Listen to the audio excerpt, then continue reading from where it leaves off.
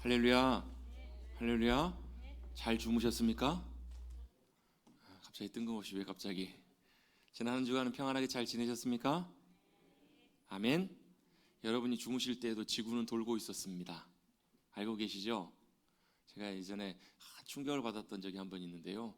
제가 군 입대를 하고 6개월 만에 첫 휴가를 나와가지고 집에 왔다가 또 학교를 방문해 친구들을 만나러 갔는데 깜짝 놀랐습니다. 저는 제가 없어서 학교에 뭔 큰일이 날 줄 알았어요. 근데 제가 없어도 아무 이상 없이 학교는 잘 돌아가고 있더라고요. 제가 없어도 세상은 아무런 문제 없이 평안하게 잘 돌아가고 있는 걸 보면서 제가 충격을 받았습니다. 뭐 충격받을 일이긴 하지만 그렇습니다. 그게 여러분, 우리가 때때로 뭘 하든 안 하든 여러분, 지구는 여전히 돌아가고요, 세상의 역사는 돌아가고 시간은 흘러갑니다. 왜 그런가? 하나님께서 그 모든 것들을 주관하고 계시고 운행하고 계시기 때문에 그렇습니다. 우리가 자는 그 순간에도 지구는 돌아가고요, 뭐가요? 보이지 않지만 보이지 않는 주님의 은혜의 능력의 손길이 붙들고 계시기 때문에 그런 역사가 일어나고 있는 거예요. 여러분, 옆에 계신 분들과 이렇게 인사 시작하면서 말씀 나눌까요? 하나님의 은혜가 당신을 붙들고 계십니다. 하나님의 은혜가 당신을 붙들고 계십니다. 그러면 한번 얘기해 주십시오. 몰랐어요?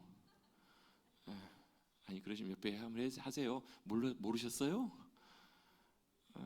잊어버리고 살 때가 참 많습니다. 왜? 눈에 보이지 않기 때문에. 우리는요, 눈에 보이는 것들에 반응을 하지 눈에 보이지 않는 것들은 잊어버리고 살 때가 참 많아요. 눈에 보여야 그렇구나, 들려야 그렇구나, 그걸 알 때가 많습니다. 여러분, 주님께서 이 시간뿐만 아니라 우리 일생 사는 동안에 우리의 영혼에 눈과 귀를 열어주셔서 보게 하시고 듣게 해주심으로 주님의 은혜가 늘 우리를 붙들고 계심을, 또 인도해 가고 계심을 보고 듣고 깨닫고 누리며 살아가시는 우리 사랑하는 성도님들 되시기를 주님의 이름으로 축복합니다. 아멘. 네, 그런 저와 여러분이 되셨으면 좋겠습니다. 눈을 뜨고 보는 것, 귀를 열고 보는 것, 듣는 것, 그것은 참 중요합니다. 여러분, 지난주에 혹시 그 소리 들으셨어요? 무슨 소리인가? 봄이 오는 소리 들으셨어요? 제가 참 한번 설교 시간에 쓸데없는 소리를 많이 해요. 봄이 오는 소리가 어디 있어요? 들리더라고요. 제 귀에는 어디에 들리는가? 벌써 몇 주 전에 우리 매화는 한번 활짝 폈잖아요. 그리고 뭐 산수유도 피고 목련도 피었는데, 드디어 이제 교회 울타리에 있는 개나리가 피더라고요. 어제 그제 노랗게 개나리가 막 터져고 피어오는 것을 보면서 소리가 들려요. 무슨 소리요?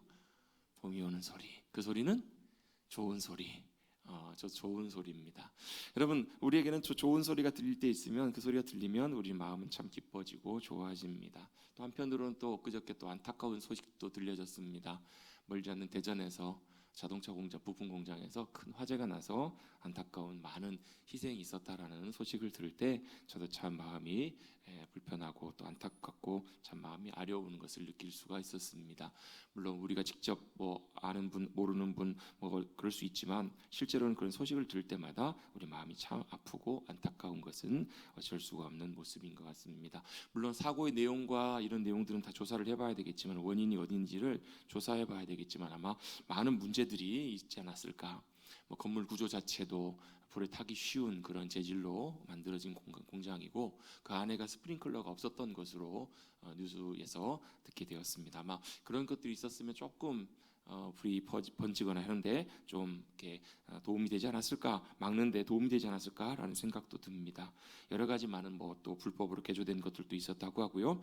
여러 가지 많은 것들을 보면서 그런 것들이 미리 잘 조치가 되고 잘 되었었다면 어쩌면 저런 그렇게 심각한 피해까지 일어나지 않았을 텐데라는 그런 생각, 마음이 들기도 합니다. 여러분, 뭐 잃고 외양간 고친다는 말을 하죠? 소 잃고 외양간을 고쳐봐야 의미가 없어요. 근데 그 잃어버린 소는 다시 사오면 됩니다. 그렇죠. 근데 안타깝게도 사람의 생명은 되돌릴 수가 없잖아요. 사람의 생명은 그 다음에 일어난 다음에 외양간을 고쳐봐야 그 생명은 돌이킬 수가 없기 때문에 중차대하고 하고 심각한 문제라는 것입니다. 무엇보다도 그런 일들이 일어났을 때 그런 생각이 듭니다. 만약에 그런 일들이, 사고가 터졌을 때, 뭐 어쩔 수 없는 사고가 생겼을 때 바로 그것들을 사람들이 알 수 있도록 바로 알려져서 즉각적으로 피할 수 있었다면 혹시나 그런 일들, 그런 피해가 좀 줄어들지 않았을까. 여러분, 과거에 여러분 많이 지내시면서 아마 난방으로 연탄들을 다 대부분 떼셨잖아요. 연탄 다 떼보셨죠? 아궁이도 하셨을 거예요. 여러분 연탄을 뗄 때 제일 조심하고 위험한 것이 연탄가스 중독되는 것입니다. 연탄가스는 연탄 냄새가 좀 나기는 나는 것 같아요. 제 기억에도. 저도 좀 마셔봤거든요. 소시적에 좀 마셔봤는데 한두 번 마셔본 적이 있습니다. 근데 그 냄새가 났던 기억이 나요. 그 연탄의 냄새, 특유의 냄새 있잖아요. 근데 실제로 연탄가스 중독을 일으키고 사람의 목숨을 앗아가는 연탄가스의 주범인 일산화탄소는 사실 무색무취입니다. 무슨 얘기냐면 냄새도 나지 않고 색깔도 없는 것이 일산화탄소예요. 그래서 그게 무서운 게 일산화탄소를 계속 마시게 되면 잘 모르고 있는 사이에 우리 피 안에서 산소를 흡수하지 못하도록 일산화탄소가 방해를 하면서 숨을 쉬어도 피로 산소가 공급이 안 돼서 사람이 죽음에 이르는 아주 무서운 그런 상황이죠. 그런 일들이 일어납니다. 그런데 종종 요즘도 한 번씩 일산화탄소 중독으로 사람의 목숨을 잃는 사건들이 뉴스에 종종 보도가 됩니다. 특별히 뭐 캠핑 같은 거나 이런 것들을 하면서 태웠던 연료나 이런 것들이 일산화탄소 농도를 높여가지고 사람들이 희생되는 그런 경우를 종종 있습니다. 그래서 캠핑하시는 분들은 꼭 빠지지 않고 지참하는 것 중에 하나가 뭐냐면 일산화탄소 경보기라는 것이 있습니다. 그게 뭐냐면 이런 기계인데요. 그 기계를 작동시켜 놓으면 일산화탄소 농도가 쭉 올라가면 뭐 난방을 하거나 그러면서 난로를 피우면서 농도가 쭉 올라가면 삐삐삐삐삐삐 경고를 냅니다. 하나 하지 않고 보통은 뭐 2개, 뭐 3개까지도 많은 사람들도 있습니다. 왜 그렇죠? 일산화탄소 농도가 올라가면 뭐 하라는 거예요? 지금 잘 때가 아닙니다. 지금 주무실 때가 아닙니다. 일어나십시오. 하나면 혹시 못 들을까 봐 2개, 3개 켜놓고 이렇게 하는 이유는 뭐예요? 일산화탄소가 올라가서 위험에 처할 때 뭐 하는 거예요? 경고하는 거예요. 경보를 알려주는 겁니다. 경고의 소식을 알려주면서 그 소식을 듣고 경보 소식을 듣고 뭐 하라는 거예요? 정신 차리고 빨리 숨으십시오. 맑은 공기를 빨리 공급하십시오. 빨리 그 자리를 피하십시오. 라고 뭐 해주는 거 알려주는 거잖아요. 여러분 이런 차원으로 놓고 볼 때 이러한 경보는 어때요? 우리에게 꼭 필요하고 우리의 생존을 위해서 정말로 우리가 꼭 들어야 되는 그런 경보들입니다. 지난 화요일 날도 저희 교회에서 1년에 2번 있는 소방 점검을 하는 날이었습니다. 전반기 한 번, 후반기 한 번 하는데요. 그 담당하시는 분들이 나와서 위탁 업체에서 나와서 뭘 하는가 경보기들을 하나하나 다 점검을 합니다. 이상 있는지 없는지 작동도 시켜봅니다. 소리는 제대로 나는지 경보는 제대로 발동을 해서 혹시나 사고가 생겼을 때 문제가 생겼을 때 사람들에게 이것이 잘 전달이 되는지 안 되는지 그것들을 확인을 합니다. 소방만 그러는 것이 아니라 전기도 확인을 하고요. 그리고요, 뭐 안전 엘리베이터, 가스 이런 것도 다 점검을 합니다. 왜요? 문제가 생겼을 때 유사시에 사람들이 그걸 인지할 수 있도록 알려주는 경보를 해주는 역할이 바로 그 해야 될 중요한 역할이기 때문에 그렇습니다. 시끄럽다고 불편하다고 그걸 배제하거나 놓쳤을 때 우리는 자칫 심각한 위험 속에 빠질 수도 있기 때문에 그렇습니다. 이와 같이 우리의 일상 속에서 만나는 경보들은 때때로 우리에게 굉장히 필요하고 중요할 때가 있습니다. 왜 무슨 소리인가? 오늘 함께 나눌 말씀이 바로 나팔 소리에 관한 내용이기 때문에 그렇습니다. 여러분 여기서 말하는 성경에서 말하는 나팔 소리는 단순히 뭐 우리가 알고 있는 뭐 트럼펫이나 이런 것들 연주하는 이런 악기로서의 나팔이 아니라 무슨 나팔인가? 사인입니다. 신호입니다. 사람들에게 때때로 어떨 때는 경보로, 때때로 어떨 때는 신호로서 나팔을 불도록 누가 명령하셨는가? 하나님께서 그렇게 이스라엘 백성들에게 말씀하시고 명령하셨다라는 거예요. 뭘 만들라고요? 우리 한번 2절 말씀 한번 보시겠습니다. 2절 오늘 본문에 2절 말씀을 같이 한번 읽어보겠습니다. 1절은요 여호와께서 모세에게 말씀하여 이르시되 하나님께서 모세에게 말씀을 하시는데 뭘 말씀하시는가? 2절을 한번 읽어보겠습니다. 시작.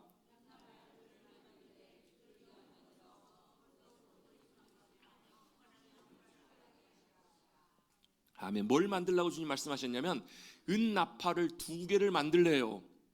은나팔을 2개를 만들라고. 왜 주님께서 나팔을 2개를 만들라고 하셨을까? 이유와 목적이 있었기 때문에 만들라고 하셨겠죠. 그 이유와 목적이 무엇인지를 우리 오늘 말씀을 통해서 한번 살펴보려고 합니다. 그 이전에 먼저 오늘 우리가 읽은 민수기 10장이 어떤 흐름 속에서 어떤 상황에서 하나님께서 말씀하신 내용들인지를 조금 살펴볼 필요가 있습니다. 그 말은 무슨 얘기인가? 복습입니다. 뭘 복습하는가? 올해 우리는 2026년을 시작하면서 1월 초부터 쭉 창세기부터 순서대로 말씀들을 쭉 같이 나눠오고 있습니다. 그렇죠? 기억나시죠? 그래요. 어떤 분들은 아무 생각 없어요. 오셔가지고 주일날 예배 드리시는데요. 올해는 창세기부터 말씀을 쭉 흐름대로 자세하게 다 살펴보지 못하지만 좀 대강대강 좀 중요한 부분들을 하나하나 좀 언급해 오면서 살펴보고 있습니다. 창조하신 하나님, 하나님의 창조, 그리고 누구를요? 하나님이 기뻐하신 모습으로 하나님의 형상대로 사람을 만드셨어요. 근데 그 사람이 안타깝게도 어떻게 해요? 하나님을 거역하고 반역해서 죄 가운데 그의 인생이 완전히 망가지는, 무너져 버리는, 그래서 에덴에서부터 쫓겨나고 결국은 혼자 땅을 파고 살아야 되는 그런 인생의 처지, 그를 하나님께서 어떻게 해요? 불쌍히 여기셔서 그를 향해서 약속을 하십니다. 무슨 약속을 하시냐면 그를 다시 회복시키시겠다는 약속을 하세요. 다시 과거로 처음으로, 원래 하나님께서 아담을 어떻게 만드셨나요? 같이 한번 해보시겠습니다. 이게 흙으로 만드신 거 맞습니다.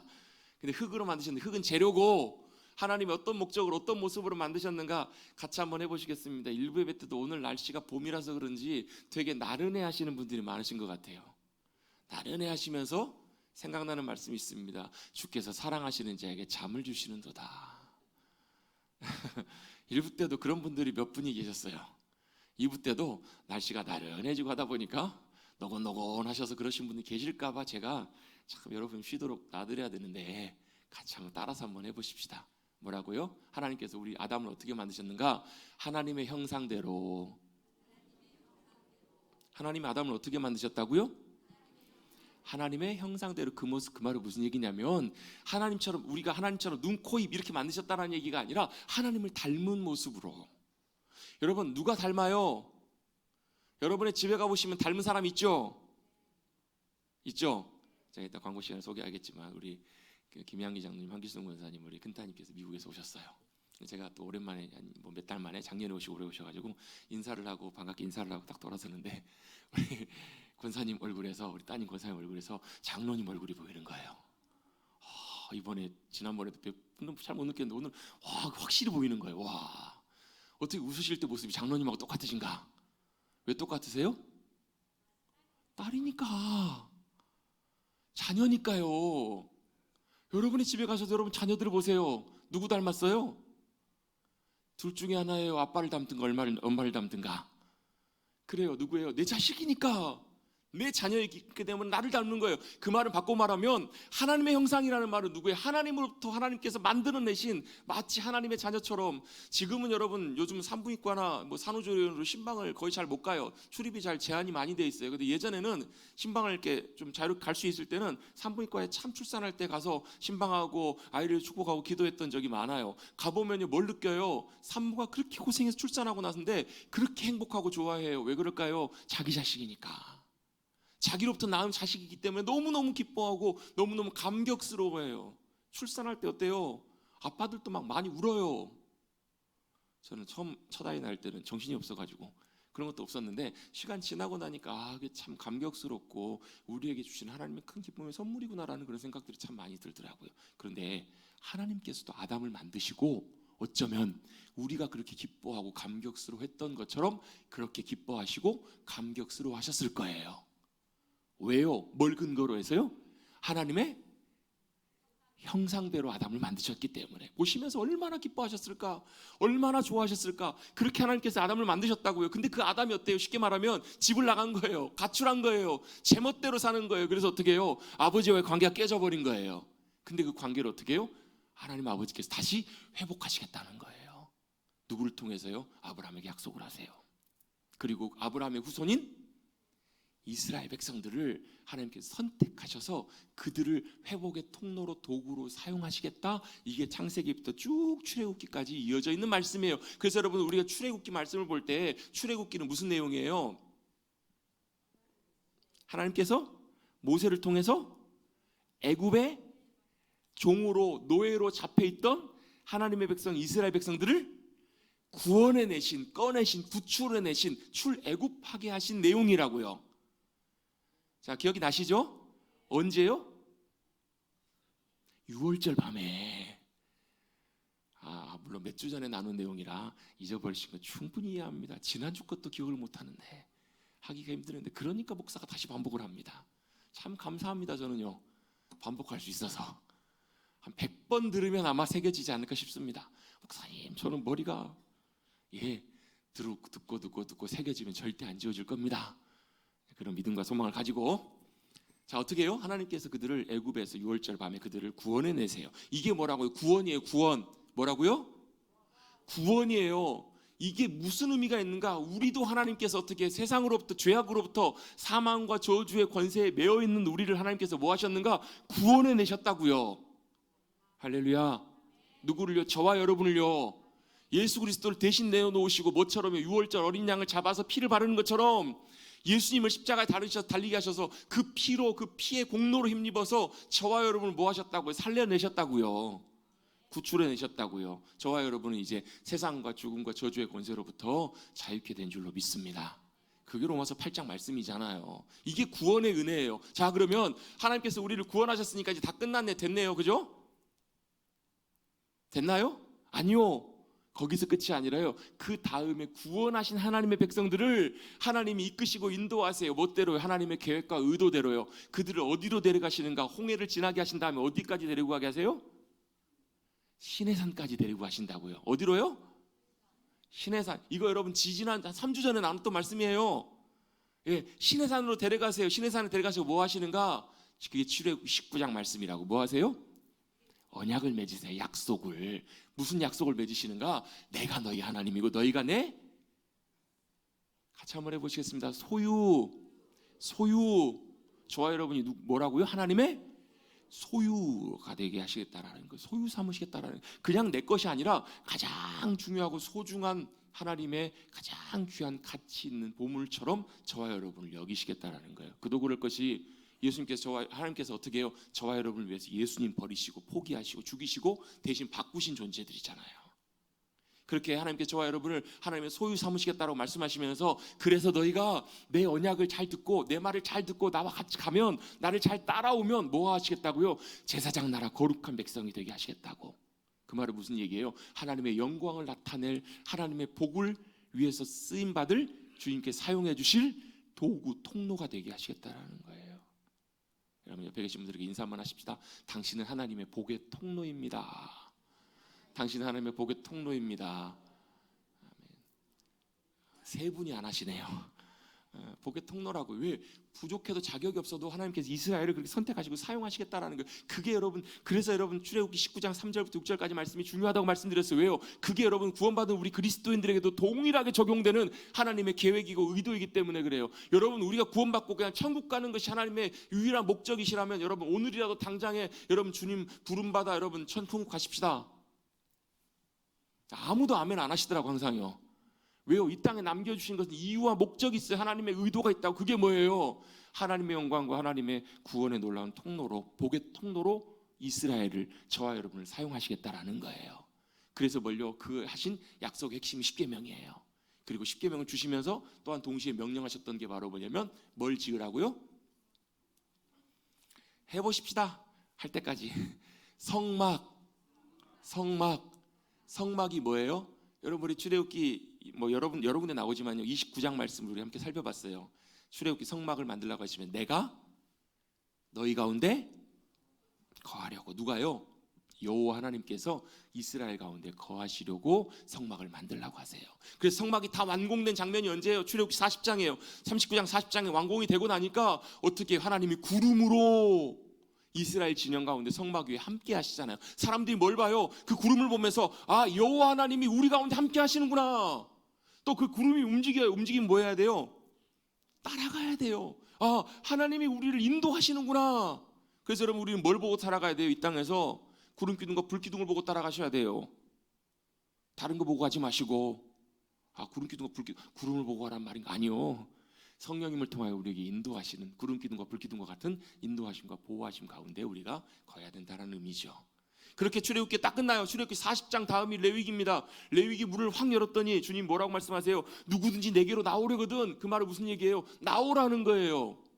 여러분 하나님께서 오늘 이 시간뿐만 아니라 우리의 일생을 통해서 하나님 아버지 앞에 나오도록 저와 여러분을 부르고 계시고 기다리고 계십니다.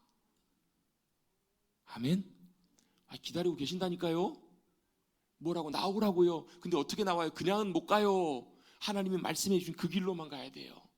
희생 제물을 드리며 번제물을 드리며 그 제사의 희생을 통해서 나 대신 죄인된 나 대신 그 존재가 그 동물이 죽으면서 그게 뭘 의미해요?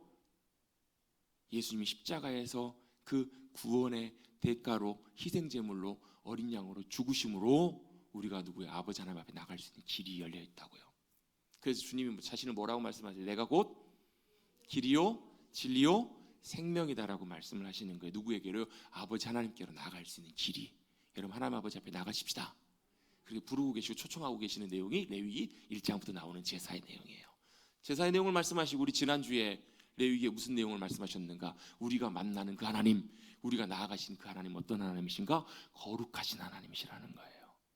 같이 한번 또 해보십시다. 오늘 계속 따라서 합시다.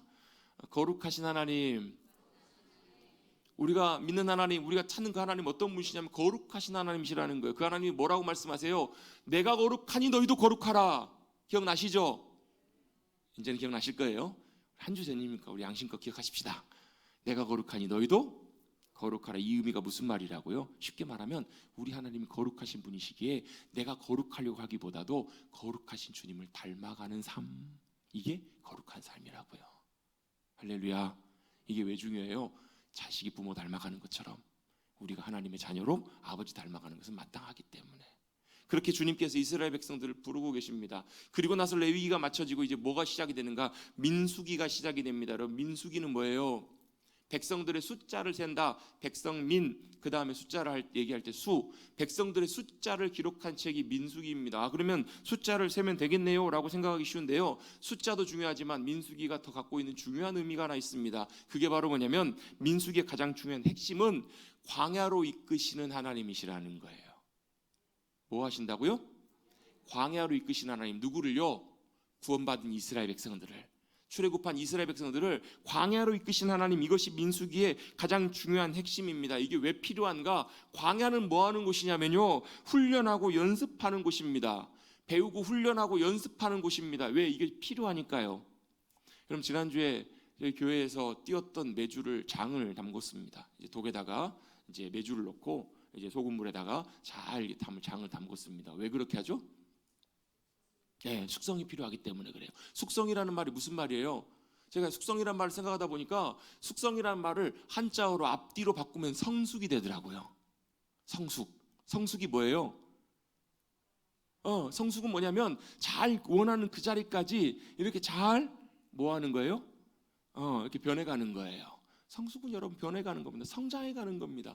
여러분 믿음에도 성숙이 필요합니다. 믿음의 성숙이 위해서는 뭐가 필요한가? 그냥 하루아침 눈 감고 딱 뜨면 되는 게 아니에요. 여러분 장을 먹기 위해서는 얼마의 시간이 필요해요? 거의 1년 가까운 시간이 필요하잖아요. 그게 무슨 기간이에요? 숙성의 기간이잖아요. 김치를 맛있게 먹기 위해서는 뭐가 필요해요? 숙성되는 시간이 필요하잖아요. 발효돼서 맛있는 김치가 준비될 때까지 필요한 것처럼 우리의 믿음의 삶에도 뭐가 필요하냐면요, 성숙하기 위해서는 숙성의 과정이 필요합니다. 그게 어디예요? 광야에서 주님이 우리를 훈련시키시고 연단시키시는 과정이에요. 그래서 때때로 광야에서는 쉽지 않은 일들을 만나기도 합니다. 내가 원치 않는 상황을 닥치기도 합니다. 그게 왜 그런가? 그게 여러분 우리의 하나님을 믿는 믿음, 우리가 알고 있는 그 믿음이 실제 우리의 삶으로 놀랍게 자리 잡기 위한 하나님의 훈련이시라는 거예요. 여러분 멀지 않는 이곳에 논산에 가보면 뭐가 있어요? 논산에 훈련소가 있습니다. 육군 훈련소가 있습니다. 왜 거기에 들어가는가? 지금 우리 손주들, 우리 이제 머릿돌 교회 청년 중에 우리 대한이도 이제 훈련을 잘 받고 있어요. 예, 우리 권사님이 할머니가 얘기를 하세요. 목사님, 그 대한이가요 입대해가지고 잘 훈련 받고 있어요. 그러면서 연락이 왔는데 주일날 교회 가서 예배 잘 드리고 왔다고 연락이 왔어요. 입대하기 전에는 예배 막 잘 빠지고 잘 안 하던데 훈련소 가면 잘 믿게 돼요. 그게 이제 제대할 때까지 잘 가야 되는데 기도가 필요합니다. 은혜가 필요합니다. 왜 그래요? 절박하니까 쉽지 않으니까. 근데 여러분 왜 훈련소에서 그렇게 힘든 훈련을 받는가? 여러분 군복만 입는다고 군인이 되나요? 안 되나요? 아니에요. 군복만 입는다고 되지 않아요. 뭐가 필요해요? 훈련이 필요해요. 걷는 것부터 먹는 것, 생활하는 것 하나하나를 다 훈련하고 배워야 비로소 그제서야 뭐가 돼요? 군인이 돼요. 그래서 얼마 기간요? 요즘은 18개월 군생활하는 것 같아요. 18개월 군생활하고 나면 제대할 때쯤 되면 진짜 군인이 됩니다. 그래서요 우리나라에는 무슨 제도가 있냐면 예비군 제도가 있잖아요. 예비군은 뭐예요? 전역하고 사회로 돌아와서도 나라에서 부르면 8년 차까지인가는요 문제 생기면 언제든지 돌아올 수 있도록 이제 훈련을 같이 계속 받는 거잖아요. 근데 예전에 봤던 영상이 있어요. 현역들하고 육군 현역들하고 예비역들하고 같이 훈련을 받으면서 뭐 포 훈련, 쏜 훈련하면 누가 더 잘 쏴요? 예비역들이 훨씬 더 잘해요. 왜요? 군인으로서의 잘 모든 것들이 잘 갖춰져서 전역을 했기 때문에 그래요. 비록 물론 자리는 떠났지만 몸이 기억하고 있는 거예요. 여러분, 몸이 기억하는 신앙, 우리의 몸으로 실제로 나타나는 경험되는 신앙, 그게 진짜 참 믿음이기 때문에 그걸 훈련하는 자리가 어디인가? 광야인 거예요. 여러분이 생각보다 하나님을 믿는다고 하면서, 하나님을 알고 성경을 많이 믿고 성경의 진리들을 믿는다고 하면서도 실제로는 우리의 삶 속에 그렇게 살지 못하는 경우들이 참 많아요. 그걸 어디에서요? 광야에서 하나님이 훈련하시는 거예요. 대표적인 예를 한번 들어보겠습니다. 우리 그 다음에 나오는 장면인데요, 14장 13장 그 뒤에 나오는 장면인데, 12장 13장에 나오는 장면인데, 하나님이 정탐꾼 12명을 뽑아가지고 가나안 땅을 정탐하고 오라고 하세요. 40일 동안 둘러보고 옵니다. 그들이 잘 둘러보고 와서 내린 결론이 뭔가? 그 땅은 진짜 아름답고 좋은 땅이라는 거예요. 근데 문제가 하나 있대요. 뭐냐면 우리가 그 땅에 들어갈 수가 없다는 거예요. 왜 못 들어가요? 거기에 지금 살고 있는 거민들이, 살고 있는 원주민들이 우리보다 훨씬 큰 거인들이라고요. 싸우려고 딱 나갔는데 머리 하나 더 있어. 예를 들면요, 막 기골이 장대예요. 또 거기에는 뭐 완전한 튼튼한 요새 같은 성들이 있고, 또 거기엔 철병거까지 있어요. 싸워봐야 싸움이 안 될 것 같은 거예요. 우리가 싸우면 우리는 저들의 밥이다, 메뚜기와 같다, 이렇게 판단하고 이렇게 결론을 내립니다. 왜요? 그들이 보기에는 그랬거든요. 맞아요? 틀려요? 틀린 말이 아니에요. 그들이 봤던 게 정확해요. 왜요? 누구도요? 같이 갔던 여호수아와 갈렙도 동의해요. 맞다, 니네 말이 맞다, 현실과 상황은 그대로다. 근데 차이가 하나 있어요. 여호수아와 갈렙의 차이는 뭐였냐면요, 그때 믿음의 눈으로 바라보는 그런 태도를 그들은 취해요. 여호수아와 갈렙, 여러분 보세요. 나머지 10명의 정탐꾼들도요, 뭘 봤어요? 홍해가 갈라진 역사를 봤어요. 구원하신 하나님의 은혜를 봤다고. 그 말은 무슨 얘기냐면 그들에게도 뭐가요? 여호와 하나님이 하나님이시라는 그걸 아는 믿음들이 있었을까요? 없었을까요? 있었을 거라고요. 근데 문제는 뭐냐면 막상 현실 속에 삶의 자리에 갈 때는 그 믿음이 제대로 작동하지가 않는 거예요. 그들의 눈에 보이는 대로 판단하고 행동한 거예요. 뭐가요? 눈에 보이니까 안 돼, 우리는 못 이겨. 근데 여호수아와 갈렙에는 뭐가 보이냐면요, 그럼에도 불구하고 우리 힘으로는 못 싸워서 이기지만 여호와 하나님이 우리와 함께 하시면 저들은 우리의 밥이다 얘기를 하는 거예요. 우리가 저들의 밥이어야 정상인데 누가요? 여호와 하나님이 우리와 함께 하셔서 우리를 들어가게 하시면, 주님이 함께 하시면 저들이 우리의 밥이 될 것이다. 그게 보이는 거예요. 그게 뭐예요? 믿음의 눈이잖아요. 그걸 여러분 여호수아와 갈렙은 보고 있었던 거예요. 그걸 여러분 보는 실제가 바로 믿음의 실제입니다. 여러분, 우리도 믿음도 마찬가지예요. 우리가 주님 잘 믿는다고 생각하는데요, 실제 우리 현실 속에, 문제 속에 우리가 상황을 딱 만나고 닥치게 되면요, 실제로는 어떻게 해요? 믿음으로 보고 믿음으로 반응하기보다 우리 눈에 보이고 반응되는 대로 움직이는 경우들이 훨씬 많아요. 그래서 뭐예요? 염려해요, 걱정해요, 낙심해요, 두려워해요. 우리 아까 찬송했잖아요, 365장. 저는 이 찬양이 왜 365장인가? 365일 1년을 12장을 뭐예요? 우리의 친구 되시는 주 예수님께 아뢰라, 이래서 365장에 해놓으신 것이 아닌가, 이게 제 생각입니다.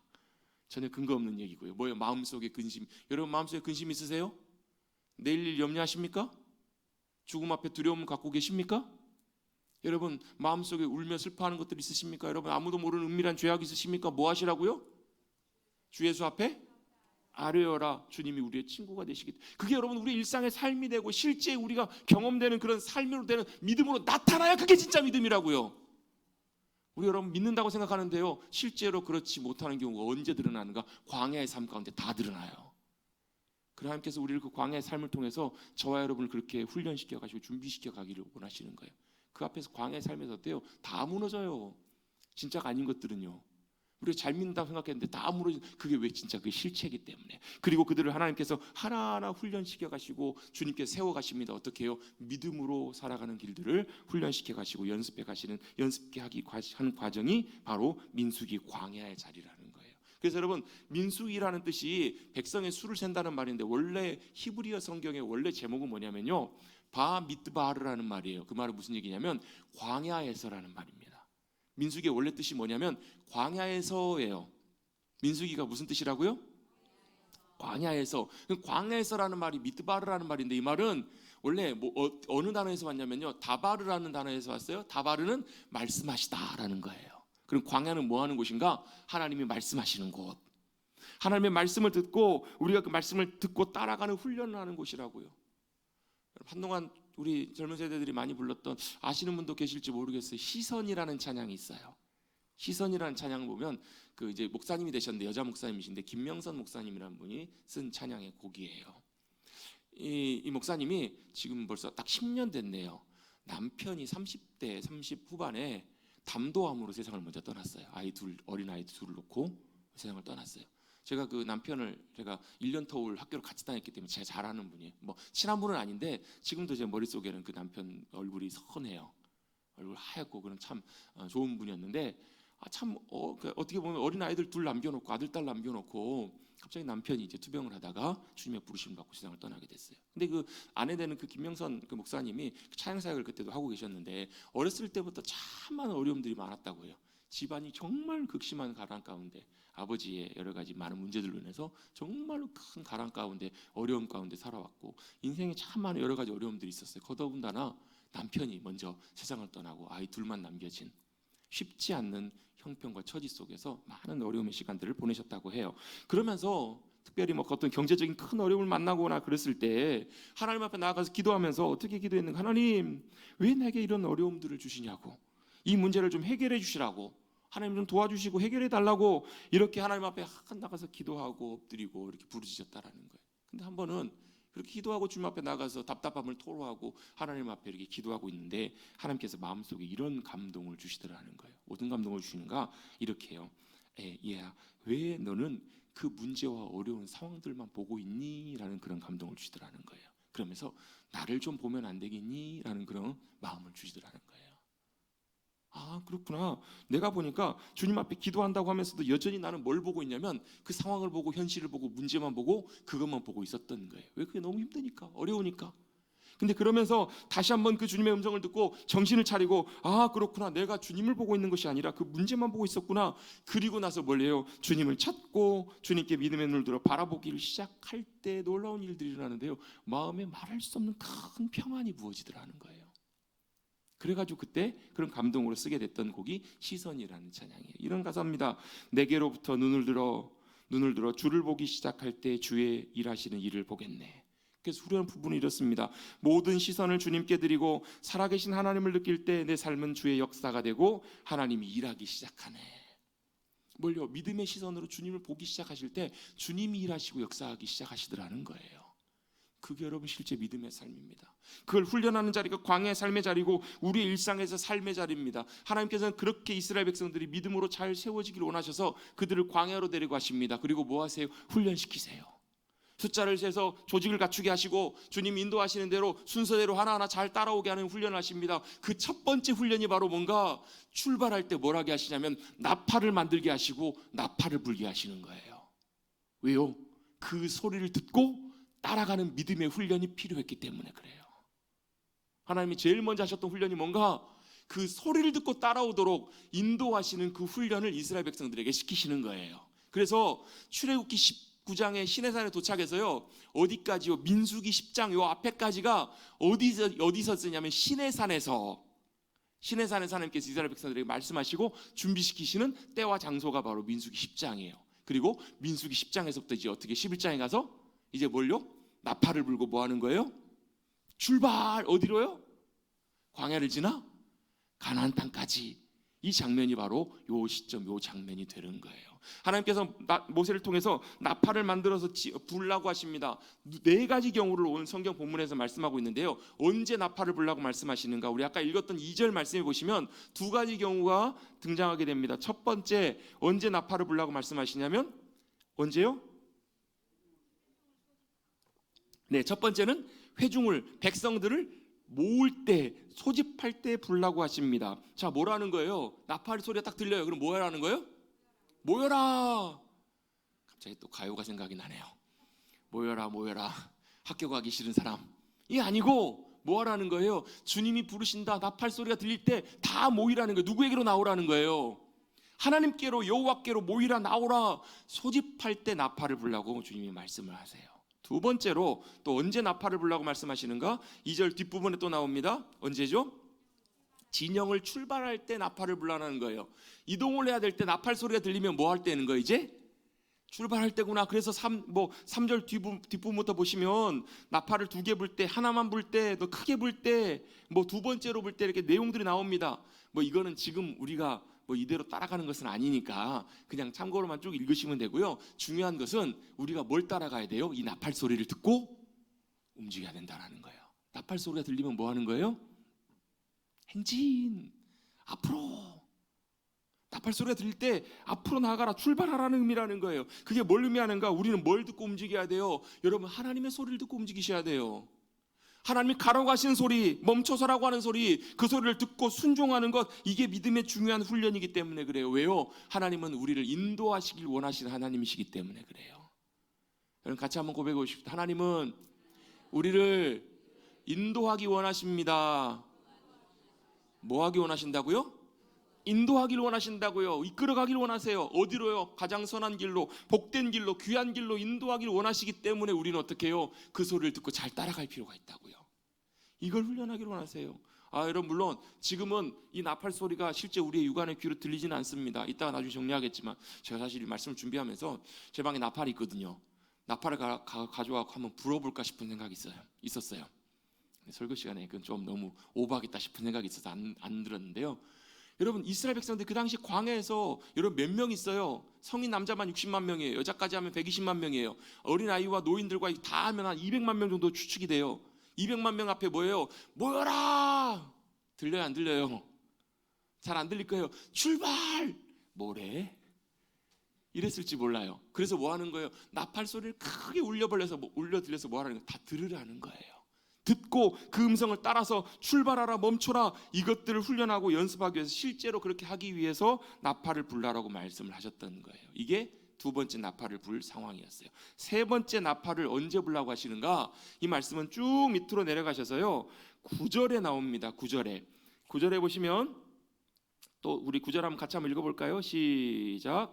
또 너희 땅에서 너희가 자기를 압박하는 대적을 치러 나갈 때에는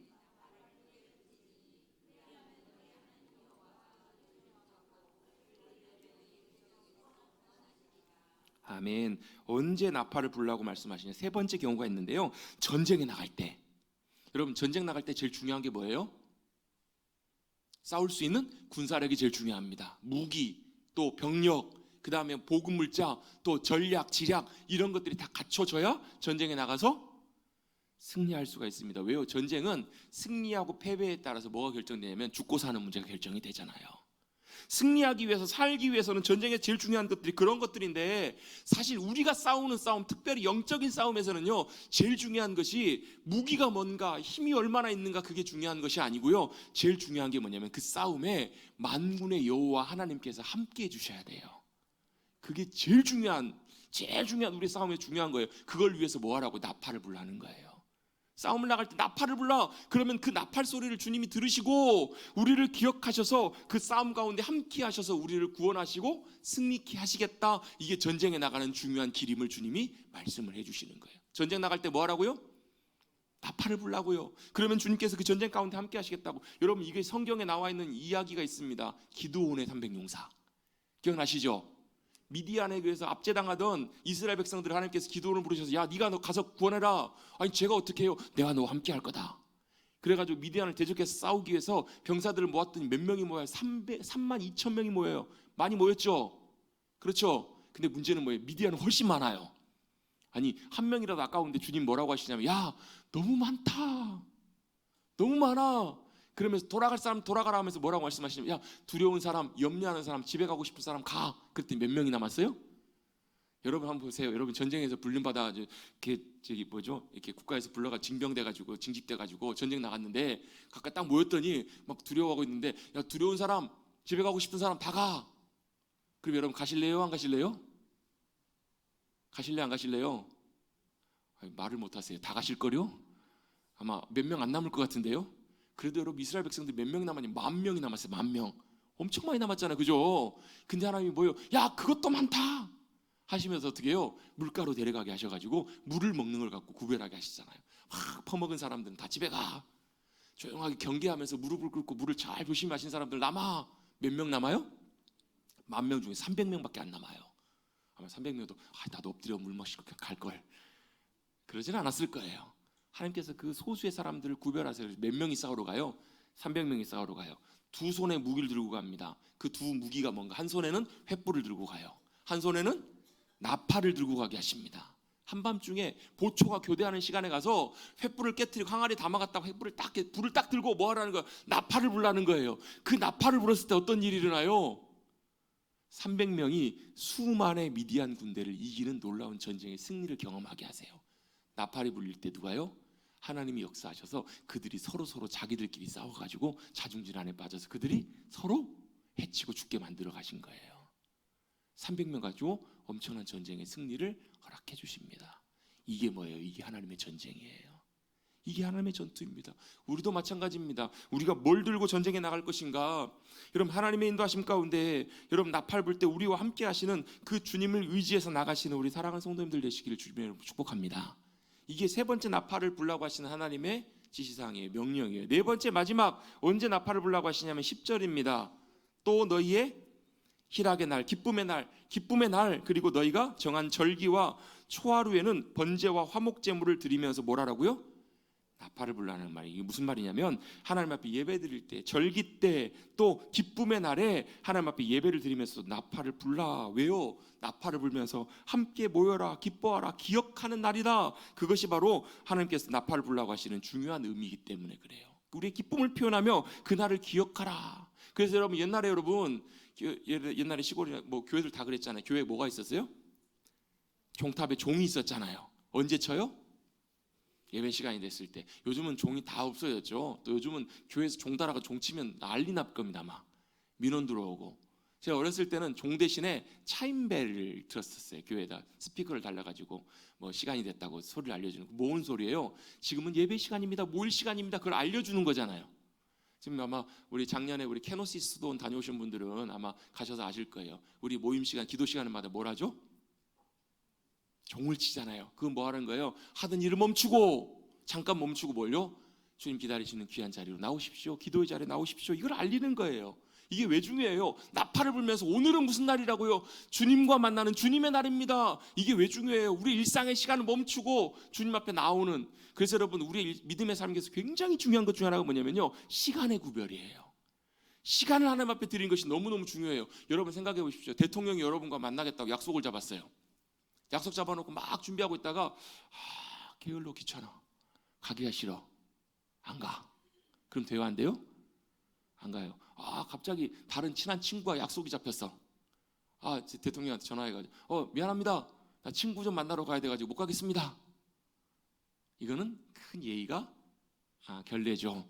여러분 마찬가지입니다. 나팔을 불면서 그날을 뭐 하라는 거예요? 구별하라는 거예요. 여러분, 시간을 구별하고 시간의 순종을 통해서 나의 시간을 하나님 앞에 드리는 그 순종이 여러분 우리의 믿음의 삶에, 주님과 동행하는 삶에 여러분 얼마나 중요한 문제인지 몰라요. 여러분, 시간을 주님 앞에 마치고 드리지 못하면서 주님과 믿음으로 동행한다? 제가 볼 때는 이거는 어불성설이에요. 이걸 주님께서 기억하도록 나팔을 불게 하시는 거예요. 이 네 가지 경우에 나팔을 불게 하십니다. 우리는 이 네 가지 경우를 통해서 나팔의 의미 몇 가지를 잠깐 살펴보도록 하겠습니다. 여러분이 나팔을 불라고 하시는 이 명령을 통해서 하나님께서 우리에게 뭘 말씀하기를 원하시는가? 하나님의 의도 몇 가지가 있다고 생각하는데요. 첫 번째는 바로 뭐냐면 우리는 들어야 될 소리를 들어야 된다는 거예요. 뭐라고요? 들어야 할 소리를 들어야 한다는 거예요. 왜요? 우리는 너무 많은 소리를 듣고 살아가요. 뭐 바깥 소리도 마찬가지지만 우리 마음에도 많은 소리들이 있어요. 여러 가지 소리들이 있습니다. 그런 소리를 들으면서 진짜 들어야 될 소리는 무슨 소리라고요? 주님이 불게 하시는 나팔 소리예요. 그 소리를 우리는 들어야 합니다. 모여라, 주님 앞에 나오라고 할 때는 그 소리를 듣고 나와야 돼요. 또 출발하면 가라고 할 때는 가야 되고요. 멈추라는 소리를 들으면 멈추셔야 돼요.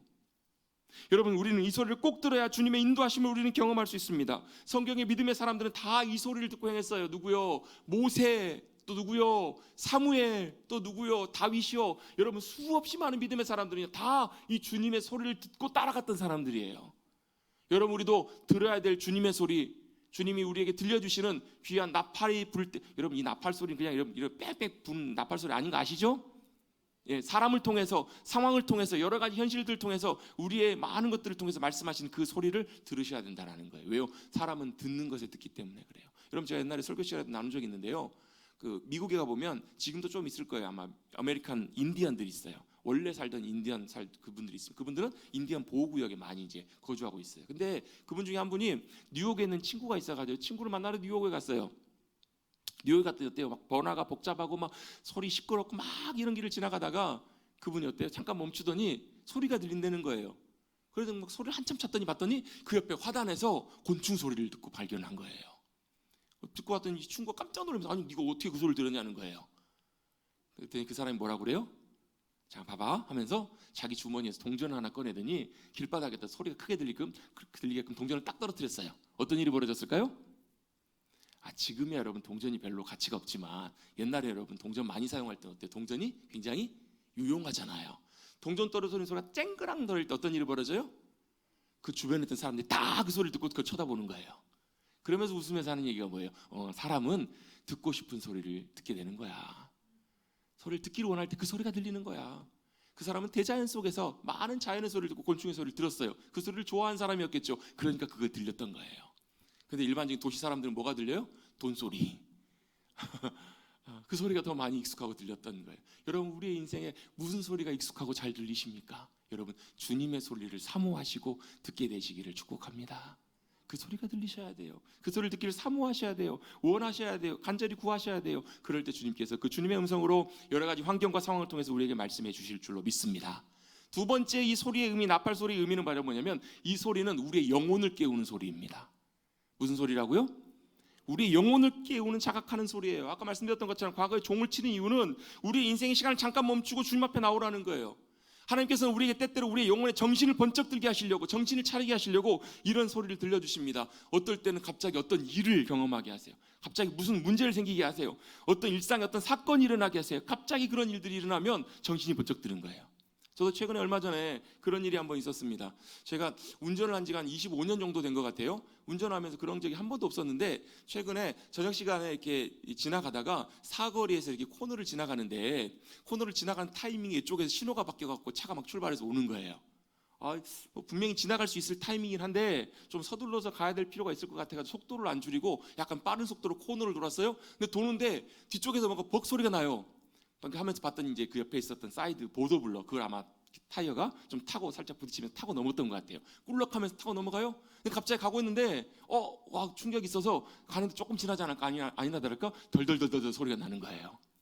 뭔가 문제가 있구나 해가지고 바로 세울 수가 없어서 좀 큰 길을 지나서 갓길에 주차를 하고 딱 내려서 봤더니 타이어가 터진 거예요. 다행히 이제 타이어 펑크가 나면 좀 주행이 가능한데 타이어 옆이 바로 찢어져 버린 요만큼이.